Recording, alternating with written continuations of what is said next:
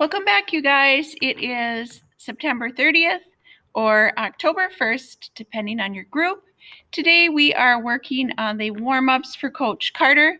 So please put a star next to pages 26 through 37 in warm-ups, including the date, and a star by pages 38 through 47 in warm-ups. So you should be in your binder, finding those two areas in warm-ups, and then putting a star next to those areas so that you can work through them in the next 5 minutes. Okay, so you're working through 26 through 37 and pages 38 through 47. I'm going to set a little timer for 5 minutes. So again, 26 through 37 and 38 through 47 are the pages that you're working on. So let's get a little 5-minute go ahead. If you finish beforehand, then you go on to vocabulary, working through your words that are in the vocabulary folder on Schoology. They are also listed on the front board and some on the side boards. So working on those. So here we have Harry Hazel as our little. Okay, so 5 minutes. We'll go ahead and start. Go ahead to vocabulary if you finish early at this time.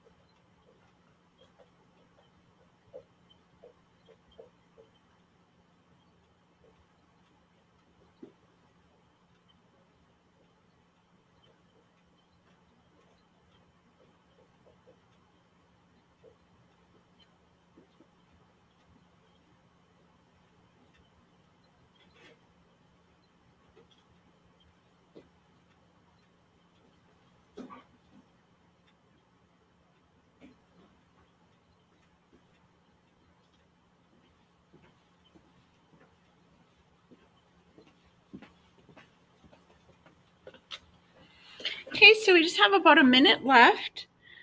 So again, we are looking through just a couple sections here, 26 through 37 and 38 through 47. Okay, 26 through 37, it says fill in the blank. For the underlined word, use context clues to make a guess about the meaning of the word. So if you looked at that, he was a drug dealer and notorious in the neighborhood. In this sentence, notorious probably means, what do you think? If somebody's notorious for something and they're in the neighborhood and they're a drug dealer who would always go into that neighborhood, what do you think notorious might mean? Like people probably know him and he's always there. Okay, so you could think of it that way, that just won't go away. He's always there. I've amended that contract, sir, Damien said, as his father squinted at the scribbled changes he had made. So if amend, what word goes with amend that's a context clue? So if you just said or thought in your head the word changes, you would be correct. That would be the context clue for amended. So again, to amend something means to make it different or to change it. The third one, Damien told his dad that if he broke any of the rules of the contract, his dad could nullify the contract. So if you break the rules of the contract, what would nullify mean? So Damien's saying, hey, if I don't do this, you can nullify the contract. Get rid of it, okay? So if I break the rules, I'm out of it. So nullify might mean to get rid of, maybe even change it in some way. And pages 38 through 47 is the next part that I had asked you to work on. Here, look at the italicized word and find a close synonym. So synonym, remember, is same. Antonym is opposite. So if the principal pursed her lips thoughtfully when Coach Carter told her about the academic contracts, what would be pursed? Bit, licked, puckered, or puffed the lips? What do you think?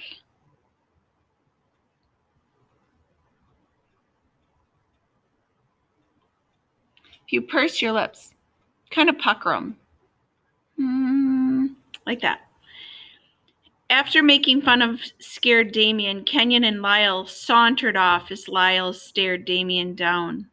Is it stroll, ran, hopped, or skipped? Well, they aren't going to skip, okay?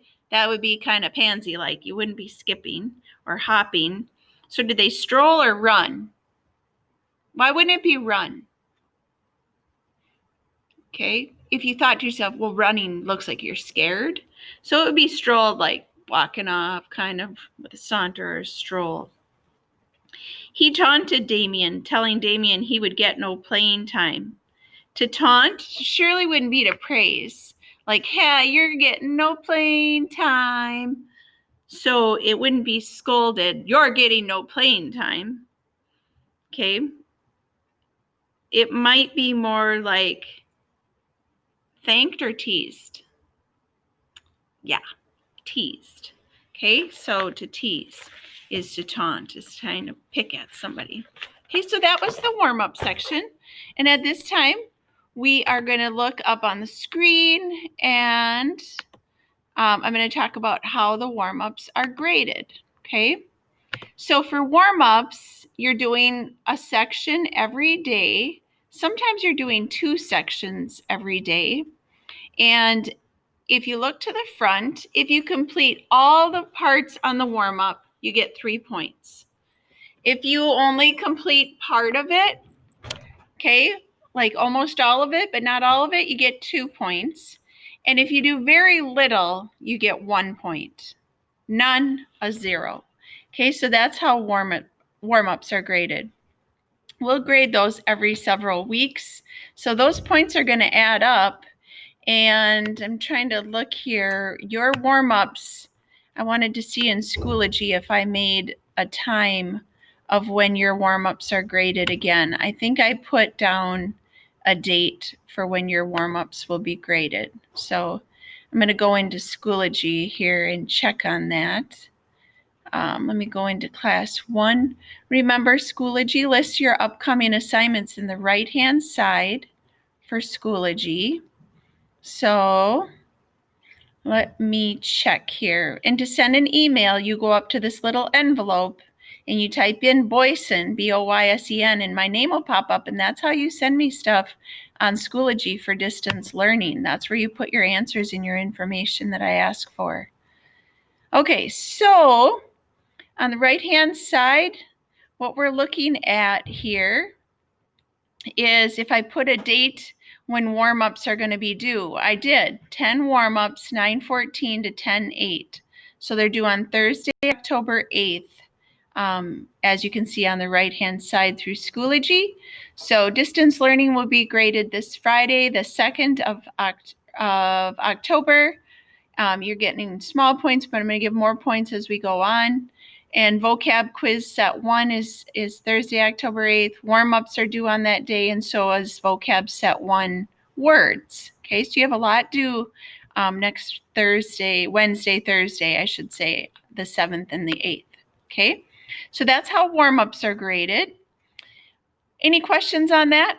And they're due on the 7th and 8th, just like your vocab test is on the 7th and 8th, and so is the steno pad where you're working through the vocabulary. All right, moving on to looking at the screen for vocabulary. You're not only graded for warm-ups as part of your grade, but vocab is another big part of your grade, so is independent reading. So on the steno pad for vocabulary, if you would turn to the vocabulary section in your binder, each word is worth 10 points. So you get 1 point to write the word, 1 point to put the prefix or none, 1 point to write the suffix or none, and 1 point to write the root or the word none. So you have to fill in each of those areas. Then you have a point for guessing what the word means based on using prefix, suffix, and root and how it sounds in the sentence. Remember, all the words are in the vocabulary folder on Schoology, and it says vocab set 1 PDF.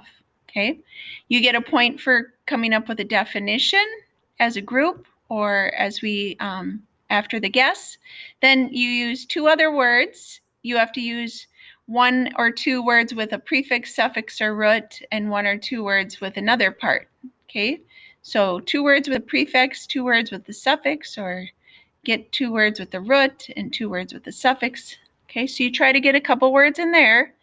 And then you get 2 points for sentences. The first sentence uses the actual word, and the second sentence uses one of the other words, but you have to demonstrate that you know what the word means.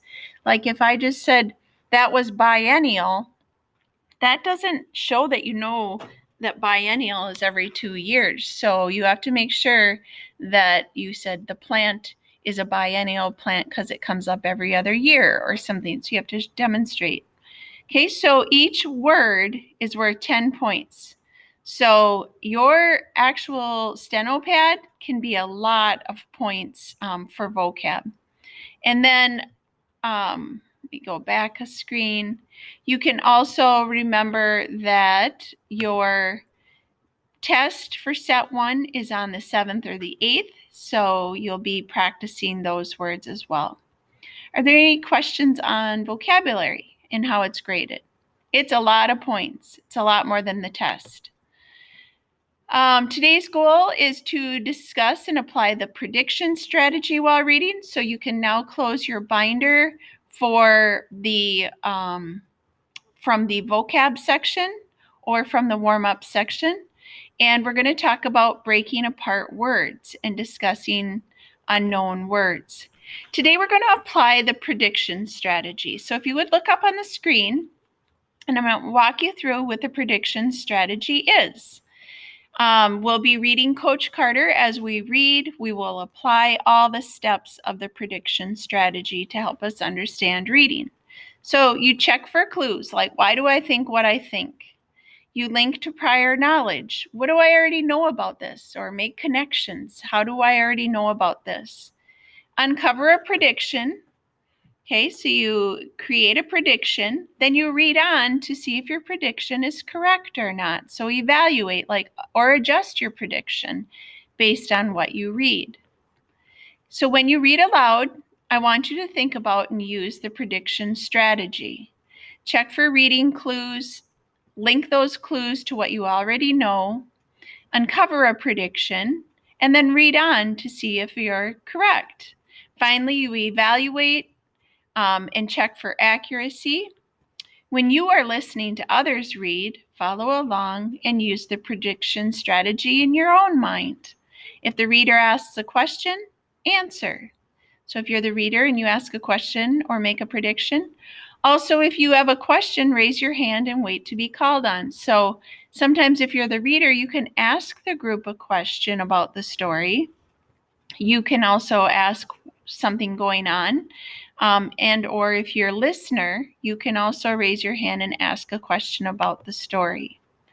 A couple of words from Coach Carter are voluminous. So if something has great volume, is it flat or puffy? Puffy. If you have credentials on the wall, are you pretty awesome or are they not so great? If you have credentials on the wall, that means you're pretty great. You've made some school of records or something. And if you are acting dubiously, okay, kind of nonchalant, just kind of not really that concerned. Okay, today we're going to read aloud pages 51 through 62 in Coach Carter. And we are going to be modeling the prediction strategy. Okay, so everybody get out your Coach Carter book, okay, from your binder, and you'll open up to page 51. I'm going to model a little bit of the prediction strategy. So I'm going to make a prediction. I'm going to look for clues why I would say that. Then I'm going to read on, and I'm going to see if my prediction is correct. But let's quickly review what happened in our last reading. Okay, so the last time you were here, we read chapter 4. And here's what happened in chapter 4. Listen carefully now. Bells on. Here we go. Chapter 4. Carter's worried about his son Damien going to the school of Richmond. Carter thinks Damien's dressed too fancy. The boys in the school are talking trash, make fun of Damien, calling him Malcolm X because he's all dressed up. That's Malcolm X in the picture on the screen. Coach Carter goes to Principal Miss Garrison and mentions none of these teachers are completing the progress reports on the boys for the basketball team. The principal's not super supportive, but stated she would bring it up in the next faculty meeting. So that kind of shows how the staff kind of given up on the boys, or they don't really care. So that says something about their character. Damien came to his first practice late, and his dad made him do suicides. He said, go over there. So he penalizes him like he would for all other players. The coach goes on to talk about how he's learned everything from women. He gives instructions that if he calls out a Diane, which was his sister, that would be a straight man-to-man pressure defense. And he talks about his sweetheart named Delilah. She was tricky. And so that when he'd call out Delilah, that meant trap defense. So he starts to talk about how women taught him things, and that's why he gives his plays women's names. The game began with the Hercules team. It was close, and of course, they played awesome. Damien got to go in. The boys were a little mad because he was freshman, and he ended up assisting in the winning play against the team Hercules, and the boys were ecstatic. They were super excited. Okay, so pages 51 through 62, chapter 5, and I'm going to make a prediction right now because the boys just won and they like the feeling of victory. So that would be some clues that they're going to really start to step it up and work really hard in practice. Now, you might predict that they're going to get cocky and start thinking they're all that in a bag of chips. And then you'd have to find clues because they have been cocky before. So you try to make a prediction on what you think is going to happen next. All right, page 51. Chapter 5. They looked much bigger, too, Tanya said later that night as she and Carter sat in the living room sipping coffee. So Carter's talking with his girlfriend, Tanya, that, you guys beat the Hercules people, but she thinks they looked really pretty big, but you guys had the moves. Tanya, they were bigger at every position, Carter replied, barely able to contain his joy. Center was 6'10". He looked up as Damien appeared in the doorway. Where are you going, young man? Damien hesitated. With Kenyon, Lyle, and them. Them? Who, son? Carter demanded. Speak up. The team, Damien explained.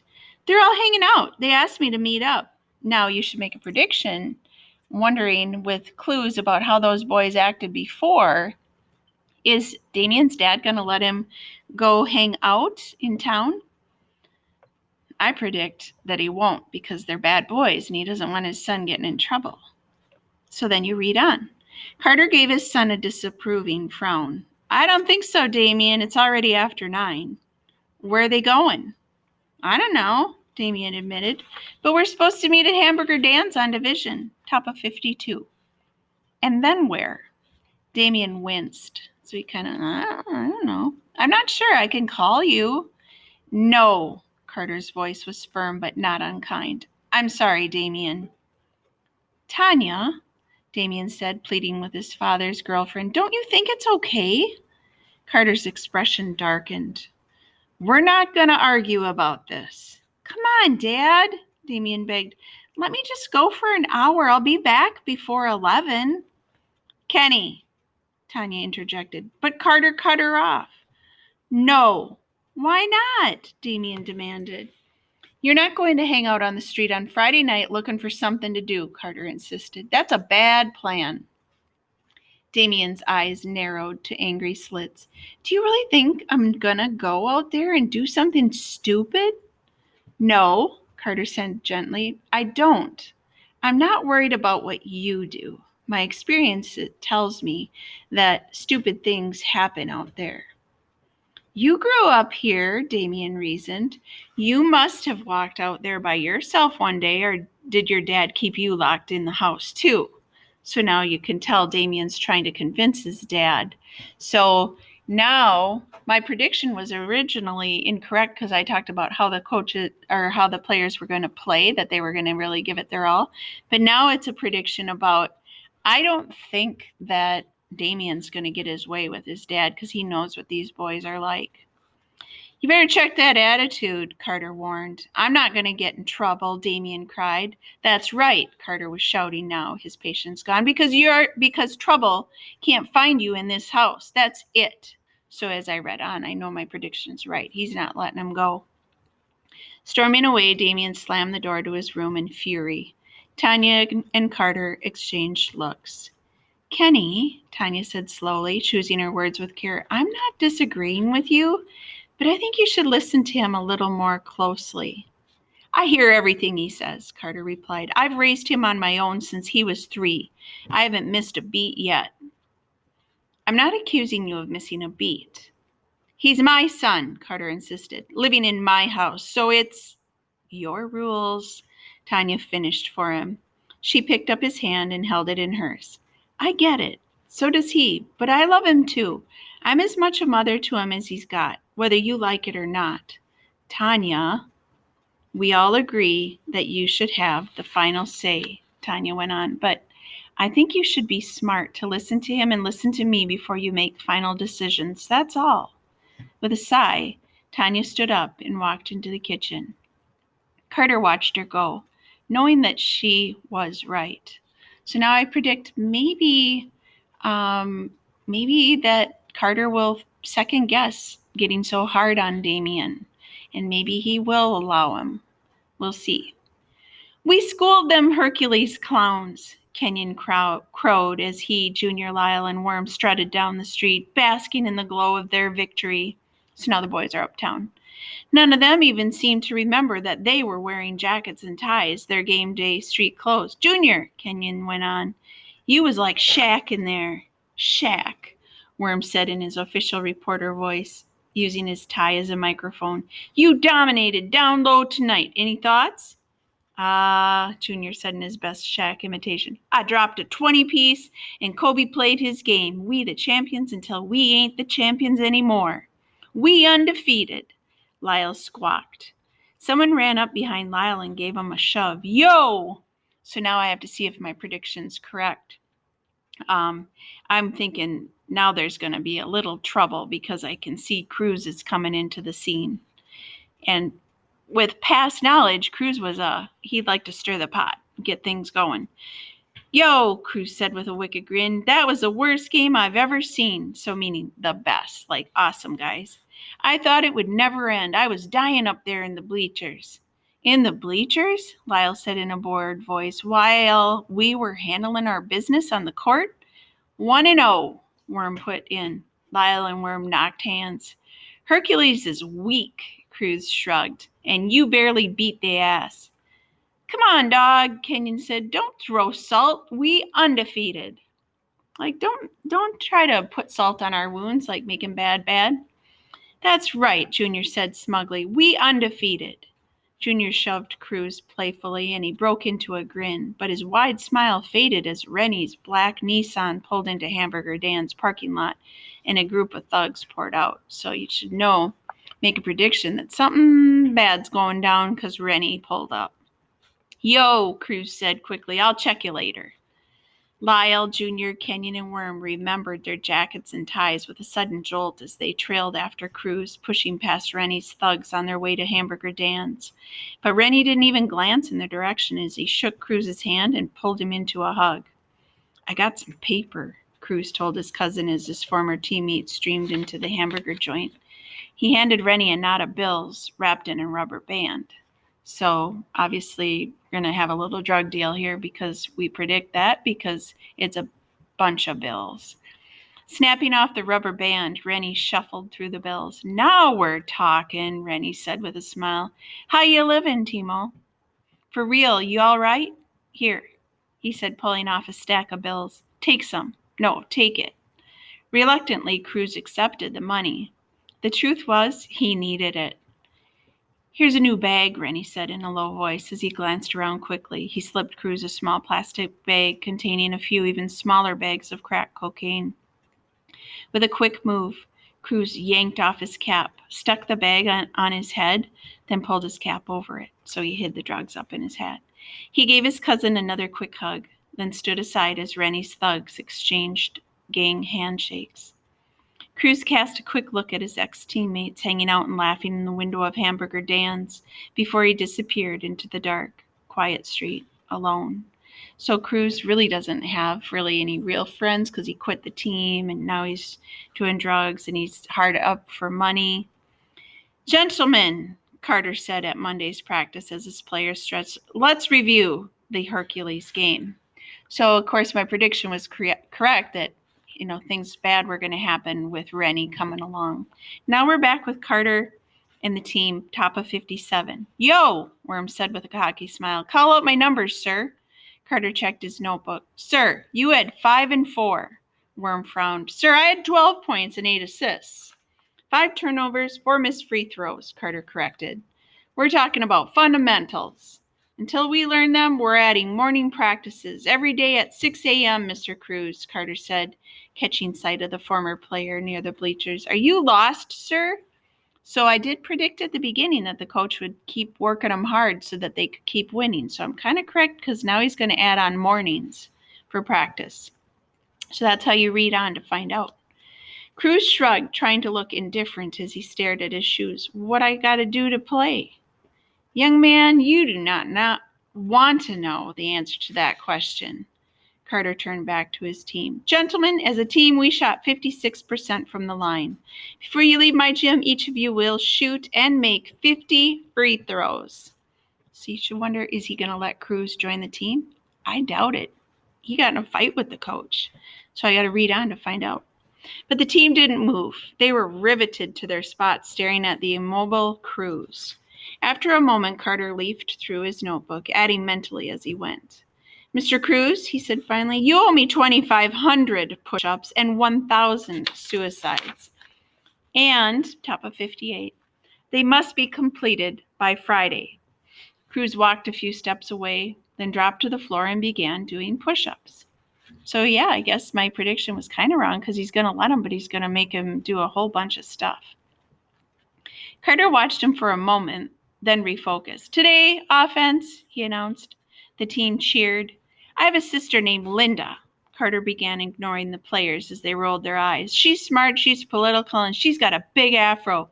Linda is our pick and roll. Damn, Kenny said under his breath. How many sisters has he got? The team busted up laughing, and Carter gave Kenyon a tight smile. How many sisters do you think I have? Sir, Kenyon replied, I count 4 so far. That's right, Carter agreed. 4 so far, but I might have a few more. Do you think I would ever lie to you, sir? There was a twinkle in Carter's eye. Nobody dared to reply. Instead, they just trotted onto the court and got ready to run their first offensive drill. So his new move is when he calls out the name Linda, would be pick and roll. Bottom of 58. Yes, gentlemen, Carter said, interrupting the offensive set. You've got to move without the ball, but you've got to be patient on the weak side screen. Set up your man and come off his shoulder hard. Looking at his team, Carter noticed that their attention was trained elsewhere. Turning, he spotted Cruz shaking, struggling to complete another push-up. He hadn't paused since the beginning of practice. Carter walked over to the exhausted Cruz. Come on, Mr. Cruz, he said, his voice a low rumble. Give up. Go home. Fire burned from Cruz's eyes and his jaw set in a grim line as he cranked out another push-up. But at the last minute, his arms buckled and he collapsed. So you should predict, is Cruz going to walk away, or is he going to beat up the coach, or is he going to keep trying? Carter walked away. Switch it up, he called to his team. Remember, I want 7 passes before a shot. As the players began to settle into their offensive play, Cruz walked past and stopped at the baseline. Looking down, he started to run. Your assignment is impossible by Friday, Carter told him. The door is that way. But Cruz didn't stop running. Each step brought him closer to his jersey. Bottom of 59. It's so early I can't even get a McMuffin, Lyle griped as he headed into the gym early the next morning. How am I going to run without a McMuffin? Lyle stopped in his tracks and stared in surprise.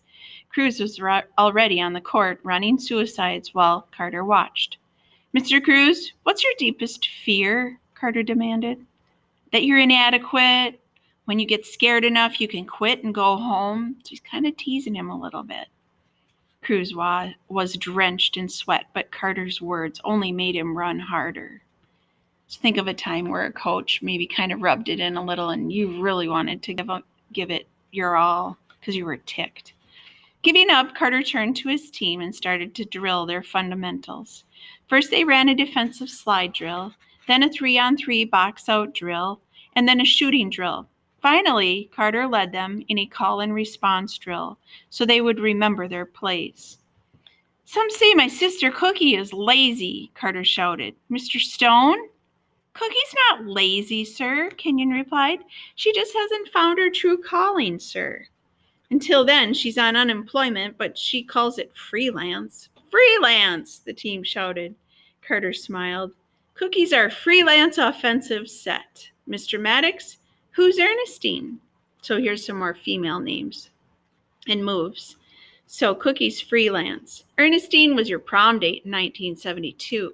Sir, I love Ernestine. She can cook. She got that nice big butt. Mr. Maddox, Carter shouted as the team cracked up. Sir, Maddox said with a grin, she's the stay-at-home 2-3 zone. She's the homebody. Okay, so that would be Ernestine, the 2-3 zones, homebody. The team echoed. Mr. Worm, Linda.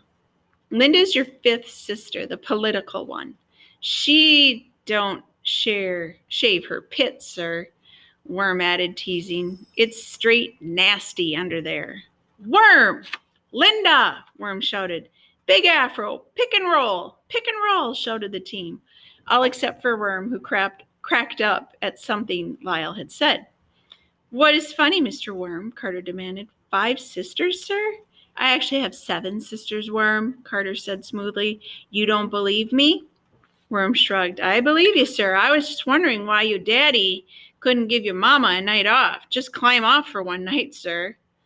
Worm, Lyle, 20 suicides, Carter bellowed. Now, my mama is a God-fearing woman who sits front row on Sunday, Carter lectured the team as the 2 boys trudged off to start their run. Important lesson to learn, all of you. You never speak ill of another man's mama. His voice was stern, but Carter had to hide a smile as he blew his whistle. There was no doubt the team was getting it. Okay, so we are on the page 62. I made predictions, we read on, and at this time, the boys are kind of learning their lesson. They aren't going to be making fun of the coach's mom. She had 7 girls, and so he is ticked that they're making fun of all of the children. Okay, so that's where we leave off. And as I read, I showed and talked about some examples of prediction, which you should have been doing as well. Are there any questions on what we read today? Let's do a summary together. And then I wanted you to work on your vocabulary for a little bit. So I'm going to stop the video in just a moment. We'll do a summary and then looking at more of our vocab. Remember that you should be reading 20 pages in your own book, tracking it on the document that's in the independent reading folder so you can get all your points for tracking and reading. Don't forget to be doing the blue distance learning folder because your attendance counts. So that is important. Make sure you have your independent reading book going, 20 pages daily, documented on the independent reading document. Google Meet is Friday. Join me under D. Boyson between 9:30 and 11:30, and you have your first quiz on your words, so you should be working through your vocabulary words at this time. So I'm going to stop my video. We'll do a quick summary of what we read, and then we will have some vocab work time.